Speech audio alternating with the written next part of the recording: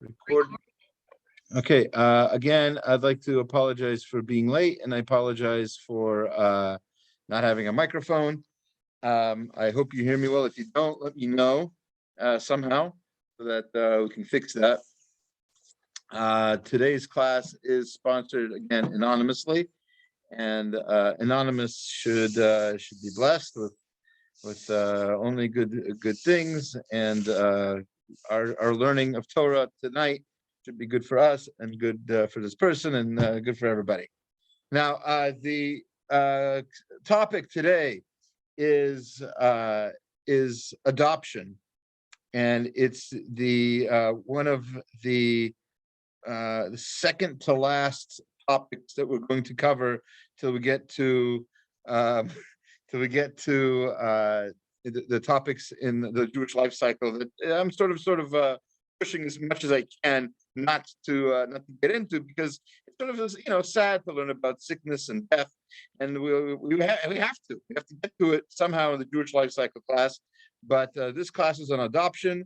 We're going to have one more class in the Jewish life cycles, not next week. Next week is a class on the stories about Rav Yaakov Kamenetsky, and then after that we'll get into the holiday season with Purim and Pesach, and after Pesach we'll go back to the Jewish life cycle class with our next topic, which is conversion, and after that we'll get to sickness and passing and the afterlife and those sorts of topics. Oh, Zavi, you're getting me out busy. Sorry, I don't know what's happening. We're good. How do you do that? All right. Turns around. All right. So that's all right. So today's topic is adoption, and you might think that we're learning about adoption tonight because tonight is Zayin Adar, which is the yahrzeit, but also the birthday of Moshe Rabbeinu, and Moshe Rabbeinu was famously adopted. That's right. It says in Divrei Hayamim, it says his mother's name was Batya. Actually, it says Bitya or Bisya. Anyway, but and we know that Batya is not his mother. Batya adopted him. Batya is the daughter of Paro, Batya Bat Paro. She wasn't his biological mother. So why is Tanakh, why is Divrei Hayamim, the Book of Chronicles, calling Batya Moshe's mother? Because adoption is that important in Judaism. Adoption means you are becoming somebody else's parent. It doesn't have to, parenthood does not have to be biological. You can be somebody's parent and it not be biological. You can adopt. And there are other famous examples of this. And actually, this is the time of the year that it's relevant to talk about these things. Another famous adoption story is Lot. We don't usually think of him that way, but he was Sarah's brother. Their father passed away, and their uncle, Avraham, or Avram at the time, he took Lot under his wing. So Lot was sort of an adopted child for Avraham. He's his brother-in-law too, okay? But he was also, and you could see, if you follow the verses that follow the story, you'll see, you might have a better appreciation for how hurt Avraham must have been when Lot left him and went to, of all places, Sodom, right? It must have been very painful for him. And yet still, Avraham went and fought for him, fought an entire, not one army, the entire world powers of the four kings, the unbelievable war that Avraham, sacrificed himself for Lot, because Lot was, in a sense, his adopted child. So we have Moshe, we have Lot, we have other examples in Tanakh of this concept of adoption. One famous example is coming up, the next holiday we have coming up, and that is Purim. Who's adopted in Purim, in the Purim story? Esther.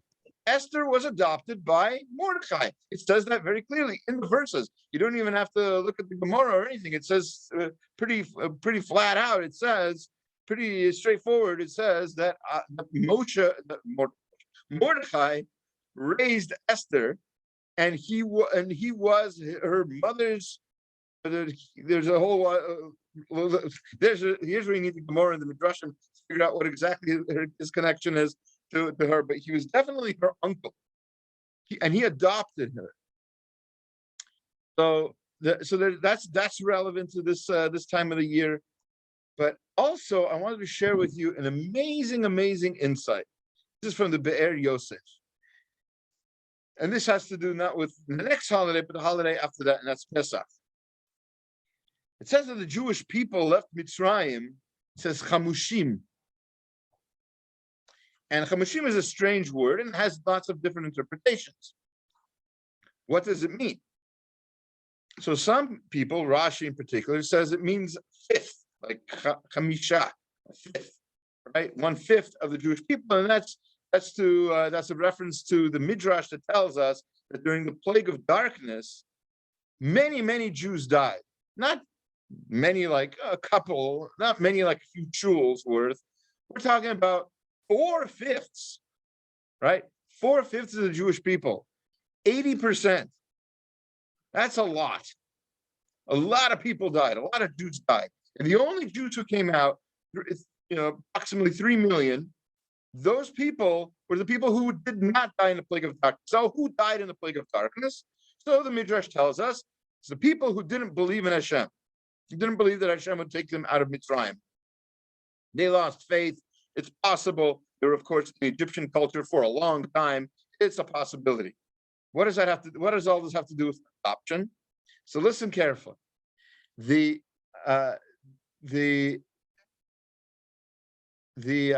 Targum tells us. Sorry, question? Oh, okay. The Targum tells us. I'll mute you. The Targum tells us that the Jewish people. There's another Targum tells us that it wasn't just 1/5 of the Jewish people, but also each family had 5 extra members. And the Be'er Yosef explains, why were there 5 extra members? Because another Midrash tells us that all the Jewish women had 6 children, right? That was that's how common, that's how 6 children at a time, 6 couples, right? That's how many they gave birth to.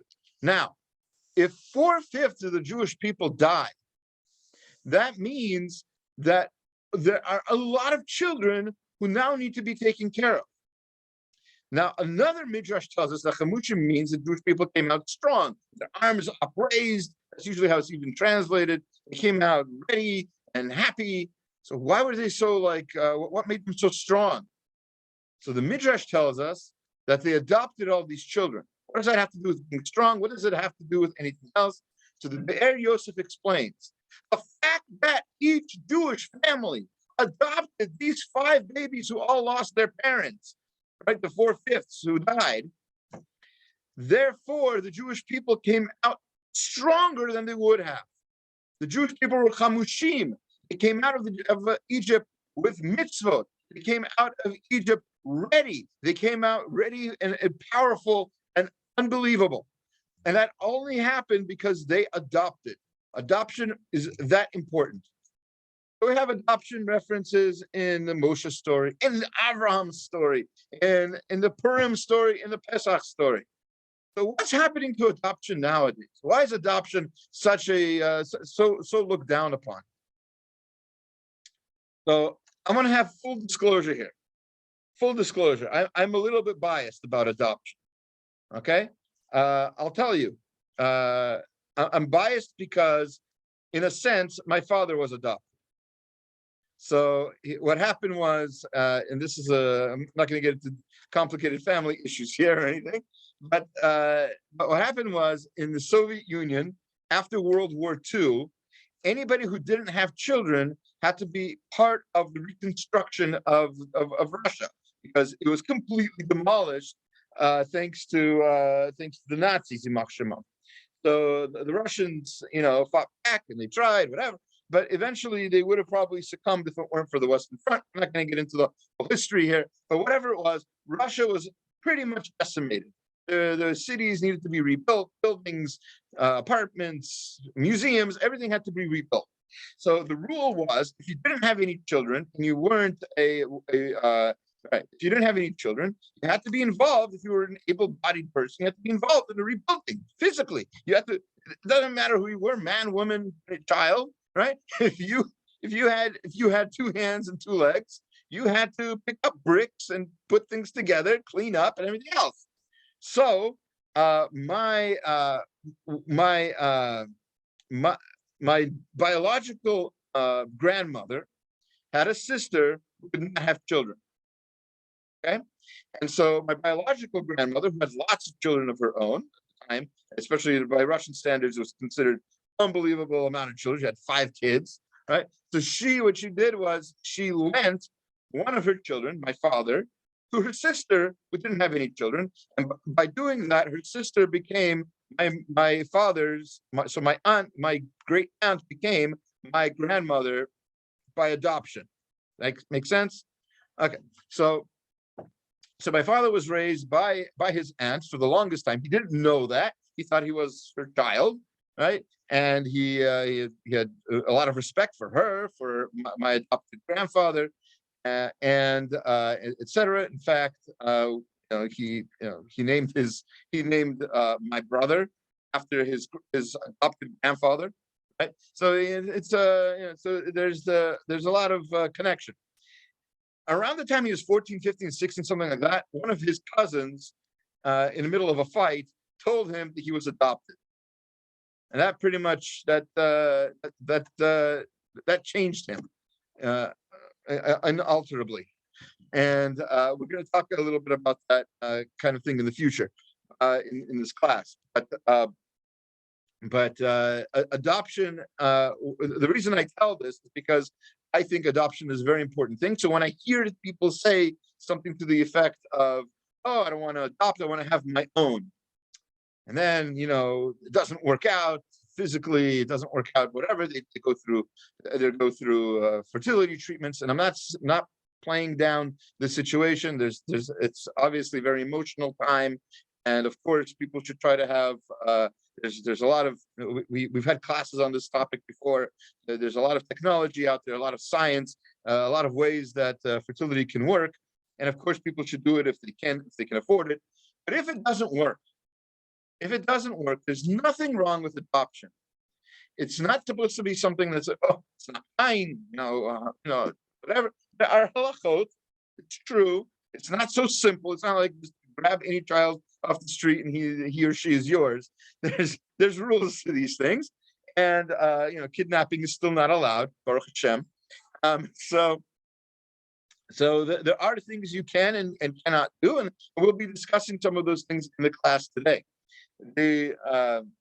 But the reason I brought up the story is because I want you to understand that adoption has a very important place in my heart, and I feel very strongly about it. And I know that makes me biased, so I want the full disclosure. I'm biased on the topic. Also, I want it to be very, very clear that adoption used to be a lot more popular, a lot more. Like, keep in mind that our people not only survived pogroms and holocausts and whatever else, God forbid, we also survived what everybody else had to survive. Famines, disease, plagues, war, everything else, and people lost parents. And those people who lost parents had to be taken care of by somebody. And it was perfectly normal, very common throughout our history until probably the last 100 years, actually probably the last 60 years or so. It's been very common for people to adopt other people. And there's nothing wrong with that. There's nothing to make fun of. It's not it's, you got adopted. What's the joke? What's funny? What's wrong with that? Moshe was adopted. Great people have been adopted. There's nothing wrong with that. The Sfat Emet, right, adopted his grandson, the Imri Emet. There's nothing. Nothing uncommon about it. Very important. And so I'm a little bit biased. Now, let's talk about the mechanics of it. Now that we've had a pretty long introduction about I think that adoption is important. And also, I don't want to say I'm offended. I want to say I'm surprised that almost none of the books that I'm using for reference for the Jewish life cycles class, almost none of them mention adoption, which is strange, right? Because it happens for sure. It's part of the Jewish life cycle because, it's, as you'll see, there's certain events in your life that are affected by it. We have Tanaim and Amoraim in Gemara who were adopted, and it's significant. So let's talk about some of the process of adoption. So first of all,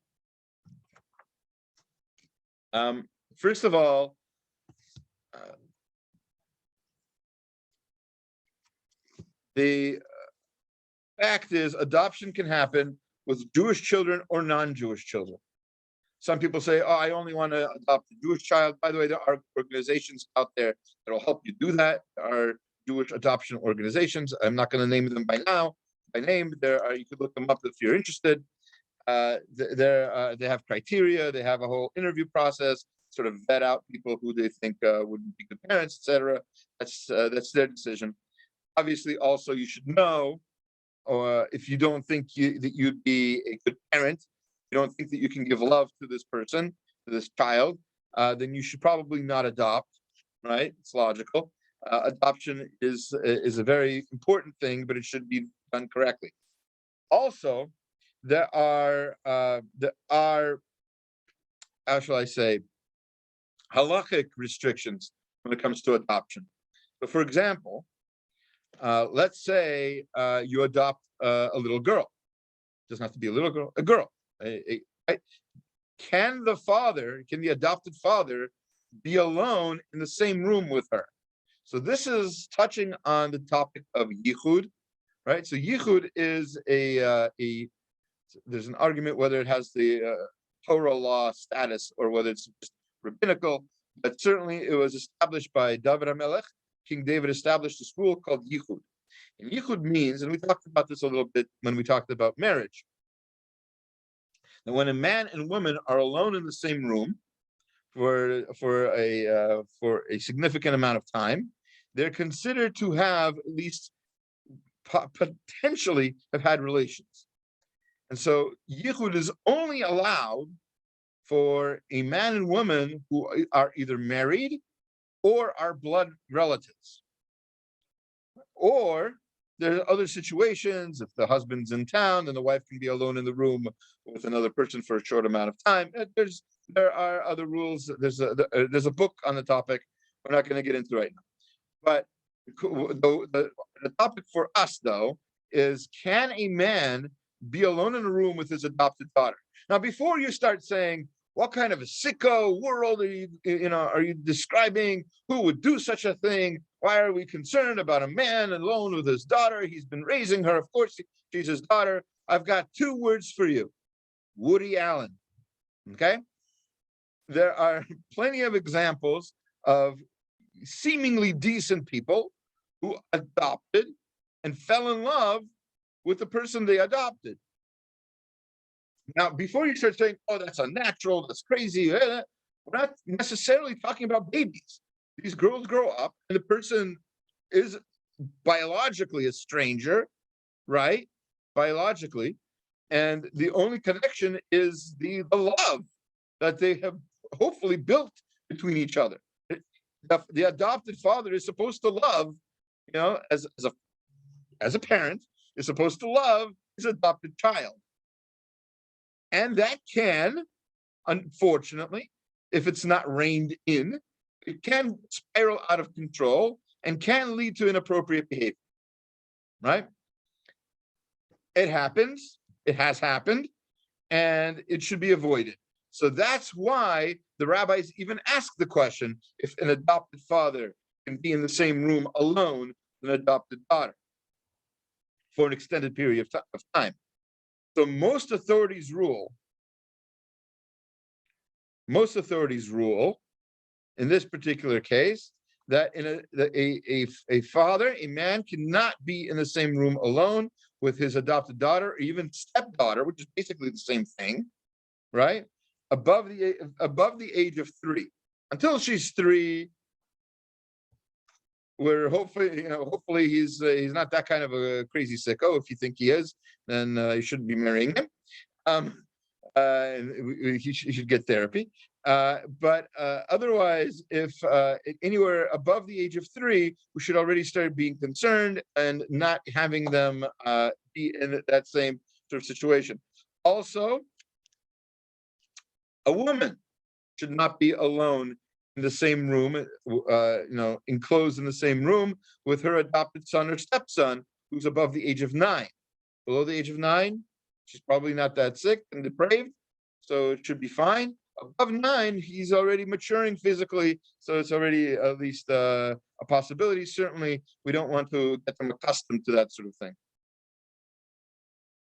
This is even true, the halacha says, if the child does not know of his or her adopted status. So he or she doesn't know that they're adopted. So it's going to be a little weird for them. Why can't I be alone with my mom? I'm 10 years old, and my mom always opens the door whenever we're alone in the house. What's going on? So it might be a good idea already at that point to tell him that he's adopted. Because again, there should not be any kind of taboo about this. There's no reason for that. There's no reason for that to be a secret, like it was for my father, that it changed him so much when he found out he was adopted. That shouldn't happen. It's certainly, according to Jewish law, it will certainly have to be a secret that's exposed by the age of 12 or 13. Why? Especially if the child is not Jewish. Why do they have to know by then? Because they are not Jewish, but they can be. The conversion process for a non-Jewish child who's been adopted by Jewish parents is much, much more lax than the conversion process for anybody else. Now, we're really not talking about conversion too much right now. We'll talk more about that, like I said, in the next Jewish life cycles class, episode 18. Hi.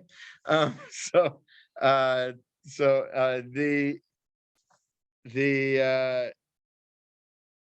conversion, you should know, at least the Orthodox conversion, is not a simple process. It's not I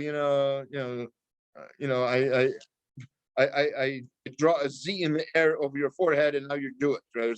I pour some water on you and now you're Jewish. Right? That's not. This isn't Zorro. Right? So how do you make somebody? How do you make somebody Jewish? Well, they have to first of all want to be Jewish. Right? We're not talking about the adoption situation right now. So somebody who wants to convert needs to want to be Jewish. Needs to want to keep Jewish law. Needs to know Jewish law for that to happen. Right?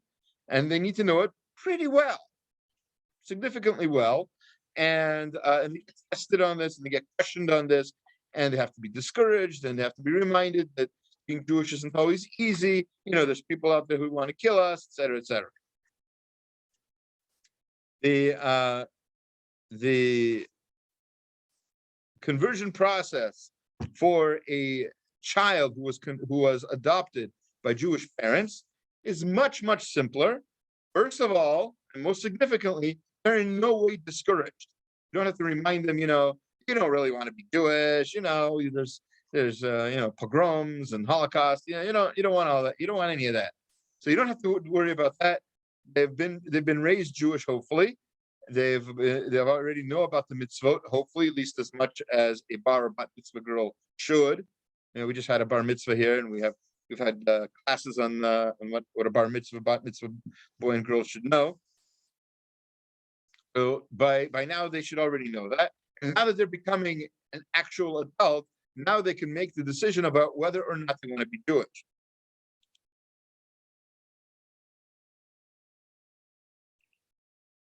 They have the choice, though, and they should not be pushed. It's a very difficult decision. Very difficult, you can imagine, for parents who've raised this child and they've sent them to Jewish school. They bought the boy tefillin. The boys have been learning how to lane for the bar mitzvah since he was 12. Now it's the day they have the bar mitzvah, and the boy gets up in the morning and says, "You know what? I don't want to be Jewish." What do you do? What do you do in such a situation? So you can't pressure him. He decided not to be Jewish. He doesn't have to be. Does not have to be, and he can be taught to be a good Gentile, and there's nothing wrong with that. And that's how he was raised. That's fine. Now, the conversion adoption has to be finalized by a Beit Din, right? The rabbinic court. They interview the parents. They interview the child. They find out if the parents are really going to raise this child properly according to halacha, right? Keeping Shabbat, it's a kosher home, etc., etc.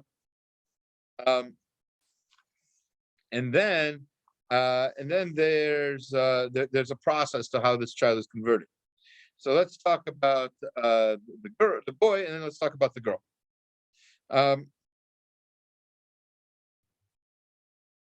So, like I said, you need to go to a Beit Din, and then there's a procedure.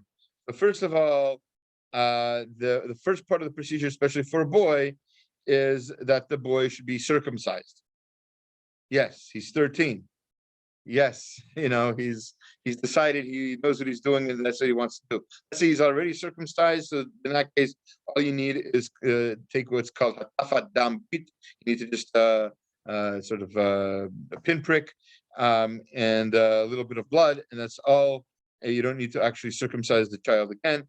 And there are certain brachot to say when you're doing the brit milah for the conversion.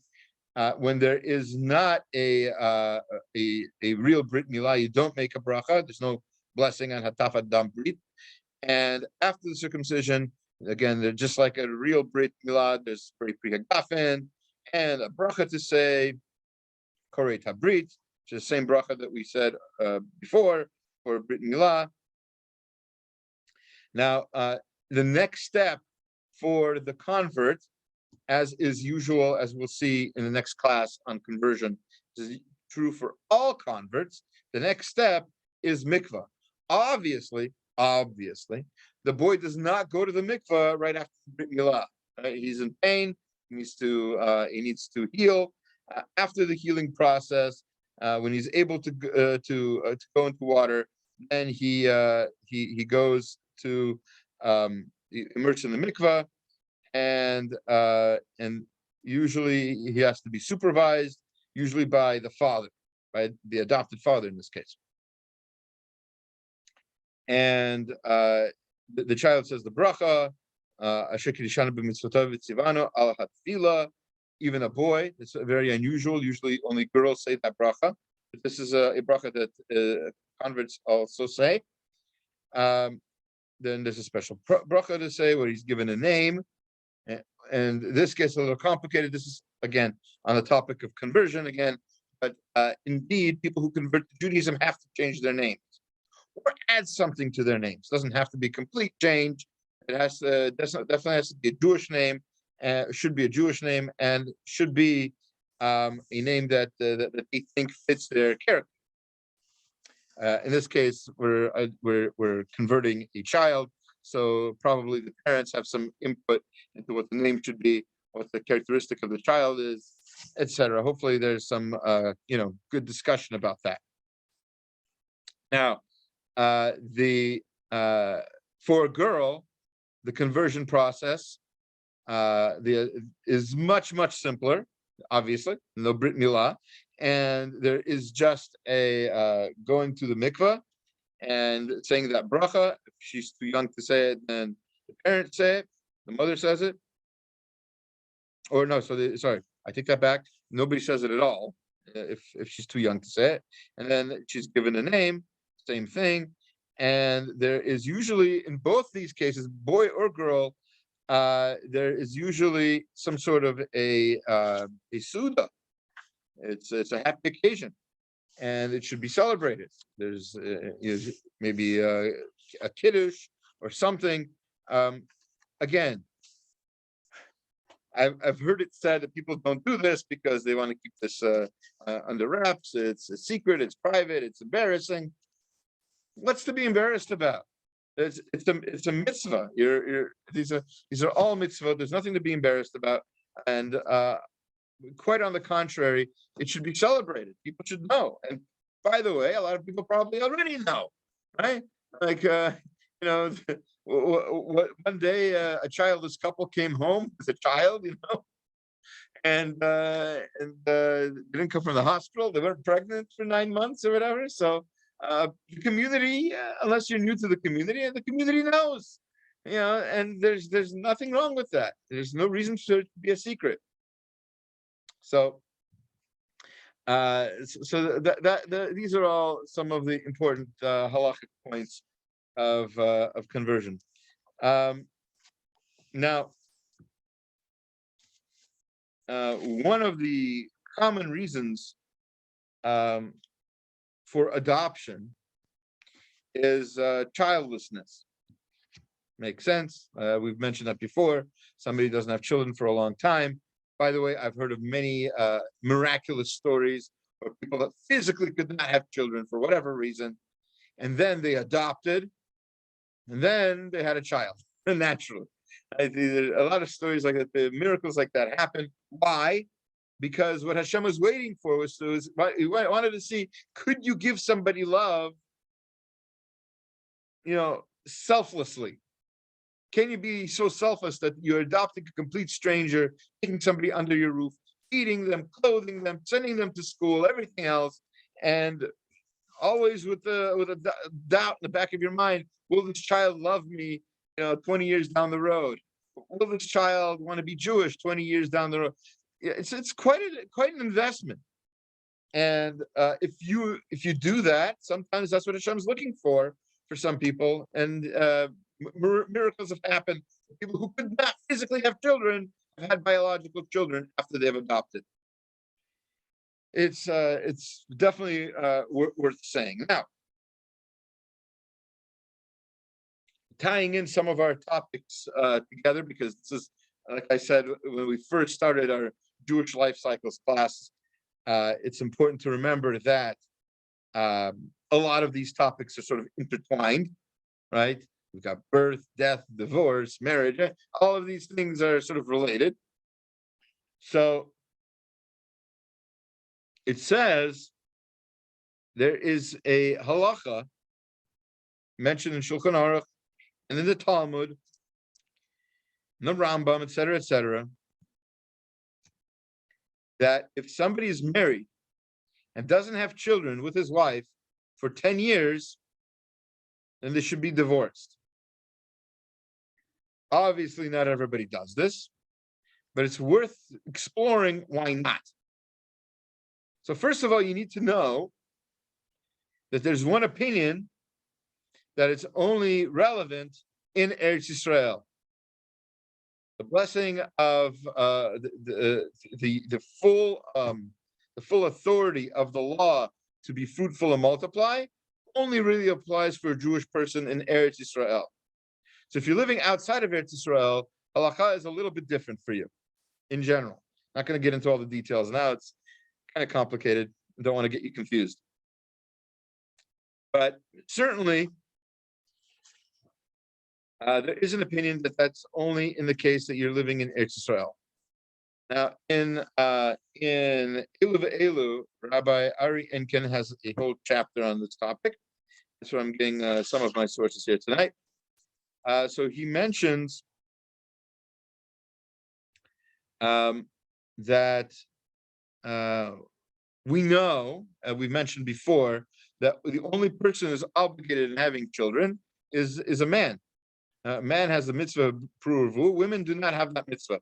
One of the reasons given, by the way, in the Meshech Chochmah Bereshit, one of the reasons given for not obligating women in this mitzvah is that it's painful and it's dangerous. And you can never command somebody to do something painful and dangerous.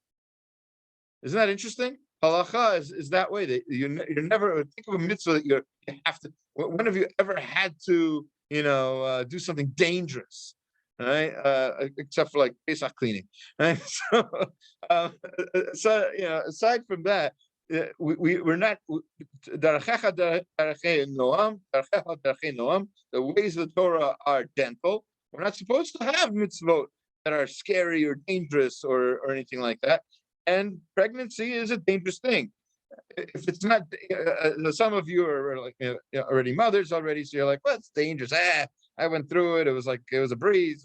And some of you though are who have not been mothers yet know that that it is scary. I've raised some daughters, Baruch Hashem.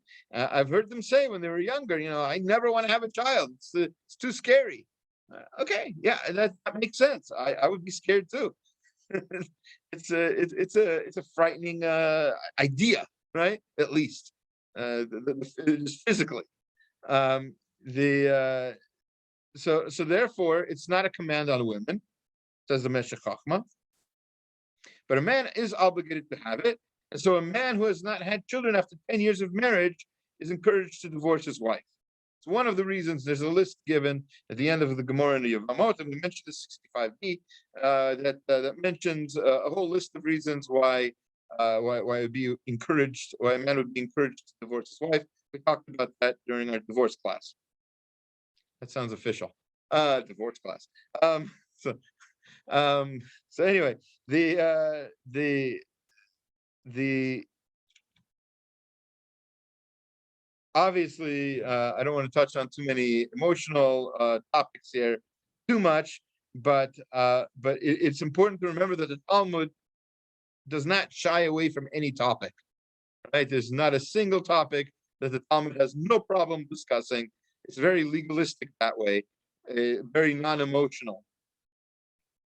And so one of the things is it doesn't really talk about like how sad this woman is. It's not really her fault that she's childless. It might even be his fault. We don't know. Might be just a combination of the two. Who knows? And either way, now she hasn't had children. They've been married and maybe even happily married for 10 years. Now she has to be divorced and she doesn't have children. She has to start life, quote unquote, all over again. It's emotionally a very painful thing, I'm sure. Which is probably why it's not the halacha anymore. We don't have to do that. Plenty of people have never had children. We know the Lubavitcher Rebbe didn't have children. The Rosh Yeshiva of Chafetz Chaim, Rav Henoch Leibowitz, did not have children. In fact, speaking of adoption, which is our topic today, his Rebbitzin famously said that the children of the yeshiva are her children. Those are her children. And she did a lot of stories. I remember you probably heard stories from Rabbi Hollander of examples of how each bacher in the yeshiva was treated that way, was treated like a child of the Leibowitz family. So it's a beautiful thing.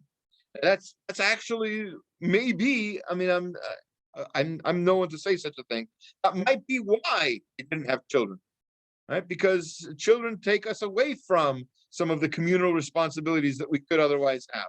One of the famous critiques, I'll put that in quotes for those of you who don't see my fingers. One of the critiques of Moshe Rabbeinu is that he had to take care of the Jewish people. He could not as much take care of his children. And that's why, at least according to one opinion, why his children weren't the great leaders after him, right? Menashe and Ephraim. What am I saying? Eliezer and Gershon were not the leaders of the Jewish people after Moshe died, because they might not have been as great as they would have been otherwise had their father paid more attention to them. He couldn't. He was not given the opportunity to. Hashem needed him to take care of the Jewish people. I don't know if you can say it's somebody's fault or what could have been done differently, but certainly you can say that some people might not have children because Hashem has another plan for them of other ways that they can show their chesed, of other people that they can take care of who need their attention, including children to adopt. Right? There are still children in Israel and other places all over the world, Jewish children and even non-Jewish children, like we said before, who need to be taken care of. Foster families, things like that, is a beautiful mitzvah. Anyway, back to this though. So we know, of course, not everybody followed this this idea of divorcing one's wife after 10 years. Even Yitzchak was married to Rivka for 20 years before they had children. Right? So it's totally normal, and that's what happens. It's totally normal to not necessarily have to follow this rule that the Talmud says of divorcing after 10 years of not having children. An interesting case of Enkin brings regarding sigulot. Right, we know that the Jewish people have a history of different ways of to try to make certain situations different, to change their mazel, to change their luck, quote unquote. So there's a list given by Rav Moshe Sternbach in Teshuvot V'Hanhagot 1790. That's volume 1. Section 790, where he offers a number of segulot to couples who are having trouble conceiving, and aside from adoption, he also suggests certain medical ideas, like a man should bathe in cold water before relations, that the Kohen should mention the man's name before Birkat Kohanim, the Emoel or Sandak for another Brit should pray on their behalf, right? And there's a prayer called Pitum Ketoret, which is basically verses regarding the Ketoret, the bringing of the incense. And people read these things. Some Kabbalists recommend reading it from an actual scroll. Some people actually have like a cloth, a parchment where they have it written down by a sofer, a Pitum Ketoret, to read that to read that on their own, and obviously to engage in hospitality. Again, it's kind of chesed, achnasat orchim, bringing in guests, to fast, to change their name. A lot of different ways that you can change your mazel in a way to help encourage you to have children. Also recommended, of course, for women to pray for children when they light candles. By the way, you probably know that women, when they light candles, are supposed to pray for their children anyway. But we're talking about a woman who doesn't have children. She should pray to have children. And famously, he recommends reciting the story of Hannah at that time. Of course, Hannah, the mother of Shmuel, was barren for a long time. And after praying and after going to the Beit HaMikdash and seeking advice and really pouring her heart out to Hashem, that's when she was able to merit to have a child, and not just any child. Shmuel Hanavi, the great prophet Shmuel, who started the entire not started the monarchy, but was the first prophet of Jewish kings, with Shaul, with David HaMelech. So interesting situation. Now,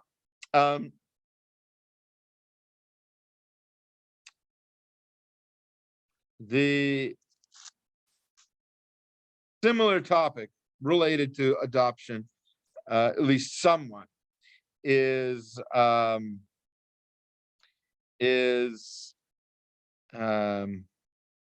we talked about this before in some contexts, the idea of in vitro fertilization.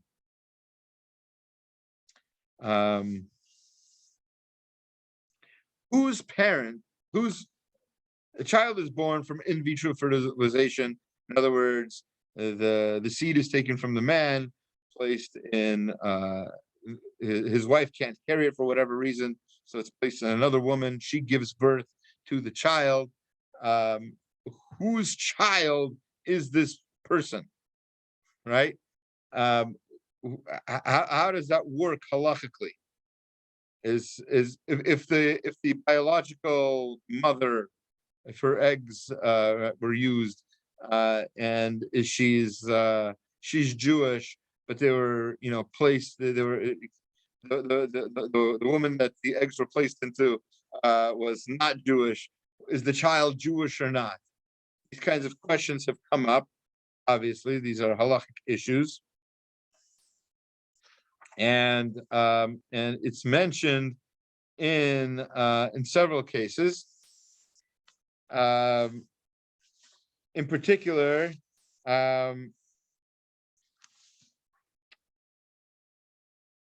it's mentioned in a book called Headlines: Halachic Debates of Current Events by David Lichtenstein. He has a podcast also, and he discusses different topics. And back in 2013, it's 9 years ago, he brought an article from the Telegraph about a case where there were parents who were at high risk of having children with muscular dystrophy, and they were offered a new IVF treatment. And basically, this child had 3 parents. It's a 3-parent baby. That's what that's the headline. Britain could create first 3-parent baby through IVF.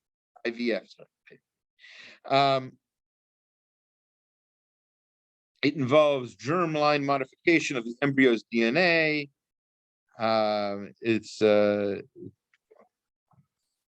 It's complicated. I'm not going to get into all the science of it, but so the question he said that he asks is, whose child is this? It's a hybrid egg fertilized by the father's sperm. It seems inevitable that the time will come when scientists will be able to create a hybrid egg cell comprised of equal contributions of 2 different egg cells. So whose parent is this going to be? So we know that in this case, we know that we've mentioned before that with usual parenting, there's a father, a mother, and God. There's 3 partners in the creation of the child. So if you have one more partner, two women, right? Or 2 mothers. So how does that work halachically? So he brings, just find the right place here.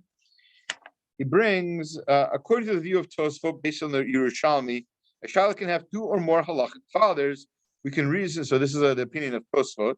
We may reasonably assume that a child can similarly have multiple mothers if the egg is comprised of genetic material taken from several women.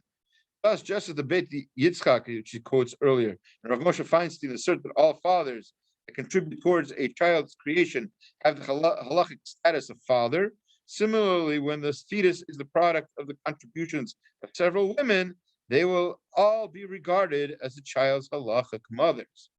Now, this, again, the reason I bring this up is because this should not be surprising to us at all. Because I've already told you that when it comes to adoption, all of the laws of parenting and kibbud av va'em and all of those things equally apply to the adopted parents. So when Mordecai adopted Esther, and if God forbid Mordecai died before Esther, I don't know what I didn't see in Sefer Hadorot who died first. Esther would have to be in mourning for Mordecai as a parent, just like we'd have to mourn, God forbid, a parent passing away. So too we have to mourn the passing of an adopted parent in the exact same way. That's perfectly okay. There are situations, the Gemara mentions, where a child was named after, right? In other words, like for an aliyah, you call somebody up for an aliyah. What name do you give somebody who was adopted? Right? Let's say Reuven adopted Shimon, right? So we don't know Shimon's, whether we know Shimon's biological father or not. If Shimon wants to, and he should, ideally, he should be called Shimon ben Reuven, because Reuven adopted him. He was, for all intents and purposes, his father. Father does not mean biological. Father means somebody who raised him, right? He took care of him. He paid for his clothing, food, etc. Sent him to school, taught him an occupation, all the things that a father should do for a child. Reuven did for Shimon. So Shimon should not have a doubt or question, I don't know. I'm not really, I'm not his blood relative. He's his son. According to halacha, he's his son, has all the same obligations of mourning, all the same obligations of kibbud av va'em. In fact, a lot of people don't know this, but the same laws of kibbud av va'em apply for step-parents and apply to in-laws, parents-in-law, right? So actually in the Daf Yomi today, it's talking about in the end of Moed Katan. So most of the end of Moed Katan deals with the laws of mourning, ironically. So which we're going to get to, God willing, in the Jewish life cycles classes. But aside from just a little preview, there is such a mitzvah called kriya, right? You're ripping your clothing. So when a parent passes away, the son should rip his clothing over his heart, etc. And we'll get to the details later. But if your in-law passes away, God forbid, you should also tear kriya. There's situations that the Gemara talks about. What if both die on the same day? Can one kriya count for both of them? The answer is no. You tear your clothes a little more when you find out about the second death. There's rules about these things. We have a lot of respect for people who raised us and raised the people who also help us in our life. Right? An in-law isn't just like the father or mother of your spouse. It's in a sense it becomes your father or mother. Right? And a lot of it would behoove you, perhaps, unless it's too late. It should behoove you to call the in-law mother, father, whatever, mommy, tati, abba, ima, whatever it is you call them. That's what you should call your in-laws. It's very nice. It's very respectful, and it's probably proper. In a sense, anyway, your in-laws are also your adopted parents, right? If you are able to maintain a good relationship, they take care of you also, like your parents did. They give you advice. They help support you, right? They encourage you. Hopefully, these sorts of things. It's a beautiful thing when that happens, and we should all be zocher to have such loving relationships. Now, and we should also remember, and I can't stress this enough. Even though adoption isn't as common as it used to be, and we talked about that in the beginning of the class, that's why this is sort of review. But if you missed it, or if you weren't paying attention, then this is, if there's anything you leave with tonight, I want you to know this: adoption should not be taboo. Adoption should not be in any way strange or unusual.